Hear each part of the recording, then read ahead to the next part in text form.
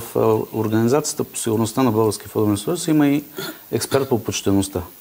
И тук искам да ви уверя, че в 10 добри идеи за българския футбол, който е разработил от нашия отбор, те са взаимно свързани тези неща и дори помагат за сигурността. И ви давам пример. В последното си интервю директора на сигурността на ФИФА, господин Ралф Мучке, каза, че текст за експерти по почтеността имат работа в футболни съюзи, в които има затруднения с финансовата устойчивост на клубовете.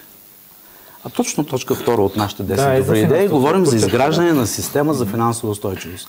Повярвайте, хората, които се занимават с футбол в България, обичат тази игра. Те са станали футболисти, спортисти, защото са го приели за свое призвание. И не мислят как да извършат някакво престъпление по глава 8А, престъпление против спорта. Но, ако има условия за такова нещо, се появява опасност от такова нещо. Когато футболният клуб е финансово неустойчив, повярвайте ми, точно за тази превенция говоря, се създават условия за да се намесва експерта по почтеността. Това е много интересно. Не знам как ще стане на практика.